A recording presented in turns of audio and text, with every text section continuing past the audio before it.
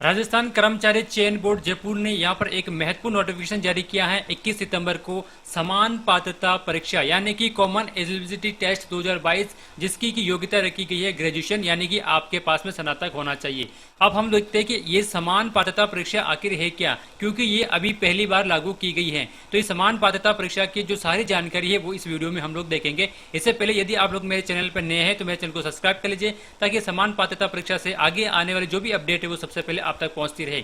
तो समान पात्रता परीक्षा क्या है इसके बारे में हम लोग सबसे पहले जानकारी प्राप्त कर लेते हैं।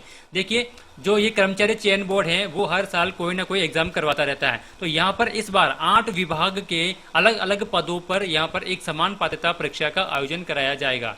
तो जो समान पात्रता परीक्षा का है वो एक कॉमन एग्जाम होगा, यानी कि आप लोग ऐसे समझिए, यानी कि मान लीजिए जो 8 विभाग है उस 8 विभाग के अंदर अलग अलग पद दिए गए हैं और इन अलग अलग पदों में किसी में एक एग्जाम होता है, किसी में 2 एग्जाम होते हैं। ऐसी स्थिति में जिसमें 2 एग्जाम होते हैं उनके लिए यह फायदेमंद है, क्योंकि आप लोगों को 2 एग्जाम पास नहीं करने होंगे।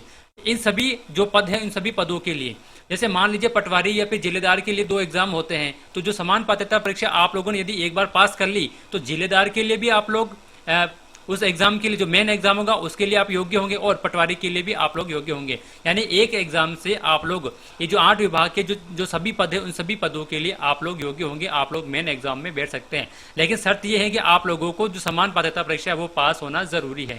तो देखिए, यहाँ पर 8 विभागों के जो पद है, जैसे प्लाटून कमांडर, जिलेदारी, पटवारी, कनिष्ठ लेखाकार, तहसील राजस्व लेखाकार, महिला पर्यवेक्षक, उप जेलर और छात्रावास अधीक्षक ग्रेड 2, इन सभी के एग्जाम ये जो अपने चयन बोर्ड करवाती है उन सभी के लिए, इन सभी पदों के लिए यहाँ पर एक एग्जाम रखी गई है। अब देखिए, मेन एग्जाम भी होगा। ये आपको ध्यान रखना है कि जो पात्रता परीक्षा आप लोगों ने पास कर ली इसका मतलब ये नहीं हो गया कि आप लोग इन भर्ती में डायरेक्ट आपका सिलेक्शन हो गया है। ये तो सिर्फ पात्रता परीक्षा है, इसके बाद में यहाँ पर एक मेन एग्जाम और होगा। देखिए, यहाँ पर जो समान पात्रता जो परीक्षा है उसके कुछ सामान्य निर्देश दिए गए हैं। उन सामान्य निर्देश के अंदर सबसे पहला पॉइंट यही लिखा हुआ है कि यहाँ पर यदि किसी ने पात्रता परीक्षा पास कर ली है तो इसका अर्थ ये नहीं है कि उनको नौकरी की गारंटी होगी। आप लोगों को इसके बाद में, इस पात्रता परीक्षा के बाद में एक एग्जाम और होगा, उस एग्जाम को भी आपको पास करना होगा। यानी कि आप लोगों को 2 एग्जाम पास करने होंगे, तभी आप लोगों का सिलेक्शन होगा। अब देखिए, जो समान पात्रता जो परीक्षा है वो कम से कम हर वर्ष में एक बार आयोजित होगी। इसके बाद में यदि आप लोगों ने एक बार इस परीक्षा को पास कर लिया तो वो जो स्कोर कार्ड है वो आपका 1 साल के लिए ही मान्य है। अभी यहाँ पर सिर्फ 1 साल के लिए मान्य रखा गया है, हो सकता है आगे इसकी जो समय है उस समय को बढ़ा दिया जाए, लेकिन फिलहाल यहाँ पर आप लोगों के लिए 1 वर्ष के लिए मान्य होगा। यानी कि इसको आप लोग ऐसे समझिए, जैसे मान लीजिए इस साल आपने एग्जाम दिया और एग्जाम आप लोगों ने क्लियर कर लिया। अब उसके बाद में यदि 1 साल तक यदि कोई भी भर्ती नहीं निकलती है तो आप लोगों को ये जो परीक्षा एग्जाम पास किया उसका आपको कोई अर्थ नहीं रहेगा। यदि कोई वैकेंसी निकली है तो फिर आप लोगों के लिए फायदेमंद होगा, और जब 1 साल आपका पूरा हो जाएगा तो फिर से आप लोगों को 1 साल बाद में फिर से ये समान पात्रता एग्जाम देना होगा। आप यदि फेल हो जाते हैं या फिर कम अंक आते हैं तो आप लोग फिर से अच्छे अंक लेने के लिए और पास होने के लिए फिर से आप लोग समान पात्रता परीक्षा दे सकते हैं। यहाँ पर कोई बंदिश नहीं रखी गई है कि आपको एक ही बार दे सकते हैं या फिर 2 बार दे सकते हैं, आप चाहे जितनी बार समान पात्रता परीक्षा में आप लोगों को न्यूनतम अंक लाना जरूरी है। अभी यहाँ पर इस विभाग ने यहाँ पर न्यूनतम अंक के लिए कोई भी कुछ सूचना या फिर कुछ दिशा निर्देश नहीं दिए गए हैं, लेकिन आपको न्यूनतम अंक लाने होंगे। ये भी आपके आने वाले समय में ये जो चयन बोर्ड है वो जारी कर देगा।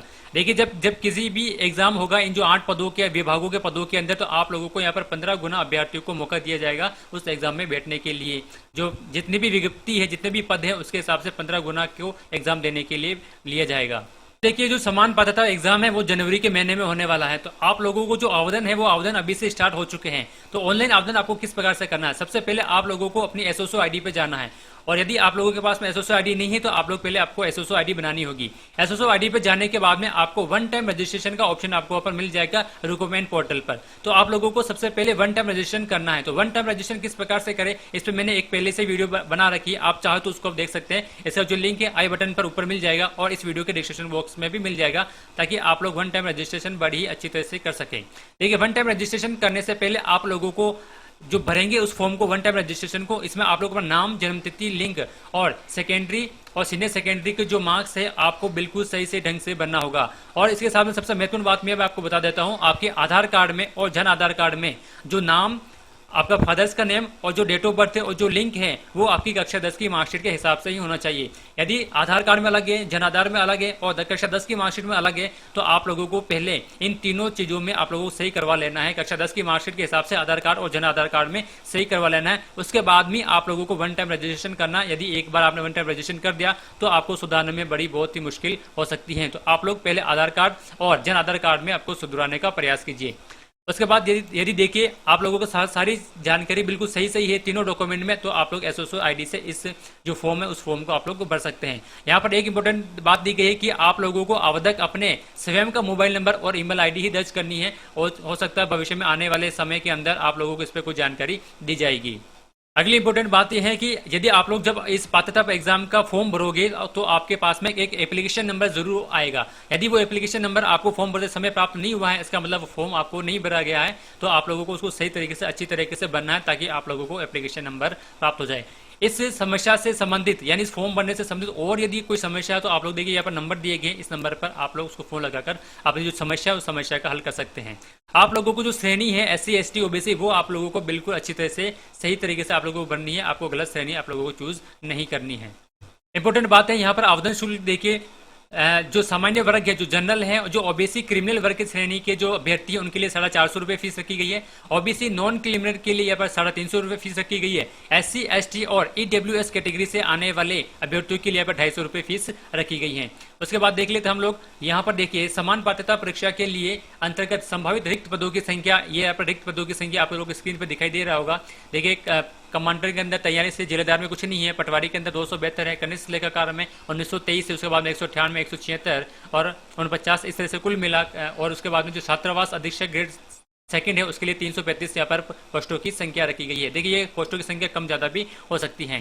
तो यहाँ पर हम लोगों ने पोस्ट देख लिया है और उसके बाद में हम लोगों ने यहाँ पर फीस भी देख ली थी। हम लोग आगे चलते, देखिए यहाँ पर आप लोगों के जो स्नातक स्तर पर कुछ संबंधित दिशा निर्देश, कुछ और भी दिशा निर्देश दिए गए हैं जहाँ पर यहाँ पर आप लोगों को इस नोटिफिकेशन को अच्छी तरह से आप लोगों को पढ़ लेना। ये कुछ ज्यादा खास बातें नहीं है, हम लोग इस वीडियो में खास बातों पर ही हम लोग जानकारी प्राप्त करेंगे। यहाँ देखिए सबसे इंपॉर्टेंट बात है आप लोगों के पास में एजुकेशन क्वालिफिकेशन क्या होना चाहिए। तो महिला परीक्षक के लिए आप लोगों के पास में ग्रेजुएशन होनी चाहिए।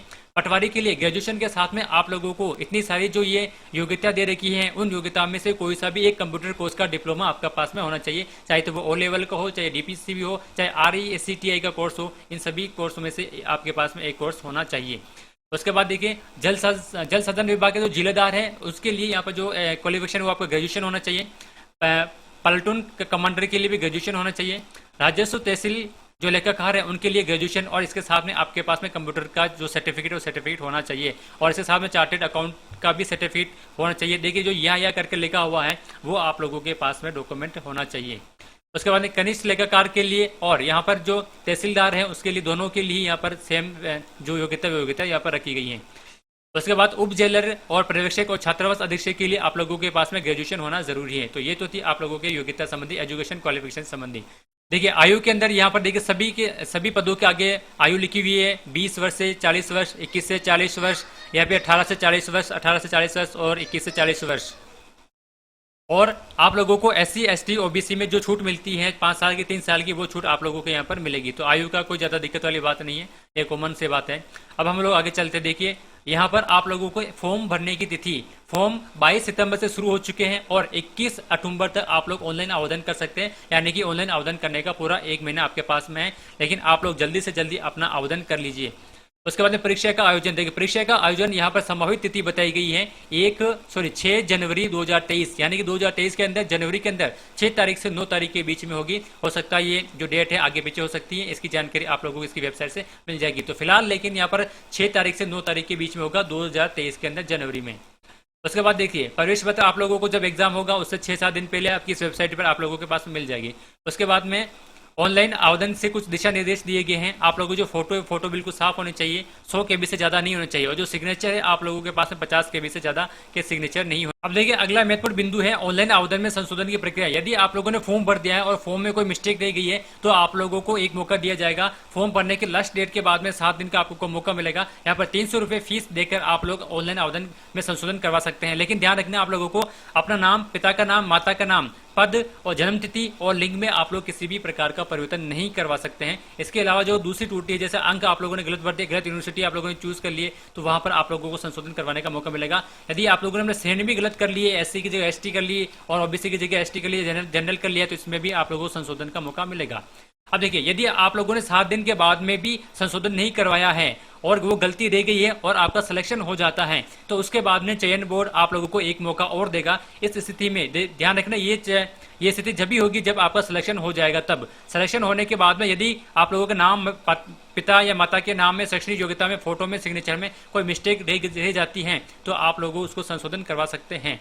इस संशोधन करवाने के लिए आप लोगों को जो डॉक्यूमेंट आप लोगों को इस जो चयन बोर्ड है उसको जमा कराना होगा, वहां पर जमा कराना होगा, उसके बाद में वापस संशोधन हो सकता है। उसके बाद देखिए परीक्षा की स्कीम। तो परीक्षा की स्कीम के लिए यहाँ पर कुछ सिलेबस दिए गए, सिलेबस को आप लोगों को पढ़ लेना है। यहाँ पर आप लोगों को 150 से क्वेश्चन आएंगे, 300 अंक के जो क्वेश्चन होंगे और हर प्रत्येक क्वेश्चन है जो 200 अंक के क्वेश्चन होंगे। और यहाँ पर आपको जो टाइमिंग है वो टाइमिंग 3 घंटे की दी जाएगी, यानी 3 घंटे में आपको 150 क्वेश्चन हल करने हैं। और यहाँ पर देखिए लिखा हुआ है, इस परीक्षा में नकारात्मक अंक नहीं है, यानी कि नेगेटिव मार्किंग आप लोगों की नहीं होगी। यदि कोई क्वेश्चन गलत हो जाता है तो इसके अंक नहीं कटेंगे, इसलिए आप लोगों को 150 क्वेश्चन के 150 क्वेश्चन ही करके आने हैं। उसके बाद देखिए सिलेबस देख लीजिए आप लोग। सिलेबस में देखिए सबसे पहले भारतीय राष्ट्रीय आंदोलन पर विशेष बल यहाँ पर दिया गया है। इसी के साथ में राजस्थान का इतिहास, कला, संस्कृति, साहित्य, परंपरा, विरासत के बारे में जानकारी आपसे पूछी जाएगी। तो ये जो सिलेबस है, इस सिलेबस की पीडीएफ फाइल आप लोगों को इस वीडियो के डिस्क्रिप्शन बॉक्स में मिल जाएगी, वहां से आप लोग उसको डाउनलोड कर सकते हैं। उसका प्रिंट आउट निकलवाकर आप लोग अपनी इस एग्जाम की तैयारी कर सकते हैं। उसके बाद में भारत का भूगोल है, राजस्थान का भी भूगोल इसके साथ में दिया गया है। यहाँ पर राजस्थान पर विशेष बल के साथ में भारतीय राजनीतिक व्यवस्था के बारे में भी आप लोगों को पढ़ना है। फिर भारत की अर्थव्यवस्था, राजस्थान की अर्थव्यवस्था और इसके साथ में विज्ञान साइंस से संबंधित क्वेश्चन भी पूछे जाएंगे, मेंटल एबिलिटी से संबंधित क्वेश्चन पूछे जाएंगे। यहाँ पर आप लोगों को सामान्य हिंदी और सामान्य अंग्रेजी के क्वेश्चन भी आप लोगों से पूछे जाएंगे। और कंप्यूटर का ज्ञान आपके पास में होना चाहिए और जो करंट अफेयर्स है उस करंट अफेयर्स में से भी क्वेश्चन आप लोगों के पूछे जाएंगे। यानी कि सिलेबस इतना लंबा चौड़ा दे दिया है कि आप लोगों को मेन एग्जाम की तैयारी करने की आवश्यकता नहीं होगी। यदि आप लोगों ने इस एग्जाम को, पात्रता एग्जाम को पास कर लिया है, तो आपकी आधी तैयारी, आधी से भी ज्यादा तैयारी तो आप लोगों की वैसी हो गई है, तो मेन एग्जाम में आप लोगों को थोड़ा सा कम लोड पड़ेगा।